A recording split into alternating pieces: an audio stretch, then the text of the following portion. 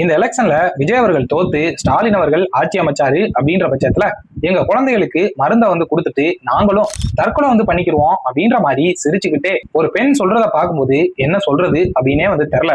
நீ எல்லாம் பிறந்ததே ஒரு சாபக்கேடு. முடிஞ்சா இன்னைக்கே போய் செத்துரு, மறுபடியும் பிறந்து வா. இந்த விஷயத்தை பொறுத்தளவு விஜய் அவர்கள் மேல இருக்கக்கூடிய பாசம் அப்படின்னு வந்து சொல்ல முடியாது.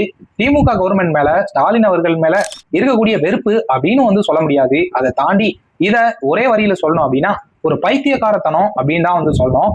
அந்த காலங்கள்ல உடன்கட்டை ஏறுதல் அப்படின்னு சொல்லிட்டு ஒரு பழக்கம் வந்துட்டு இருக்கும். என்ன அப்படின்னா, கணவர்கள் யாராவது இறந்து போயிட்டாங்க அப்படின்னா மனைவிமார்கள் நம்ம கணவர் இல்லாத இந்த உலகத்துல வாழ்றதே வந்து வேஸ்ட் அப்படின்னு சொல்லிட்டு கணவர் மேல இருக்கக்கூடிய பாசத்திலையும் அந்த மரியாதையிலையும் அவங்க தன் உயிரையே வந்து மாய்ப்பாங்க உடன்கட்டை ஏறி. சோ அது கூட வேலிடா வந்து இருக்கும். தன்னோட கணவர் இத்தனை வருஷமா வாழ்ந்த கணவர் இறந்து போறாரு அப்படின்ற பட்சத்துல அவர் மேல உள்ள பாசத்துல உயிரை தியாகம் வந்து பண்ணுவாங்க.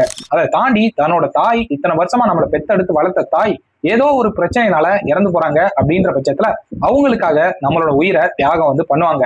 நெக்ஸ்ட் நம்மளை இவ்வளவு நாளா வளர்த்தெடுத்த தந்தைக்காக உயிரை தியாகம் பண்றதும் ஒரு வேலிடான விஷயமா வந்து இருக்கும்.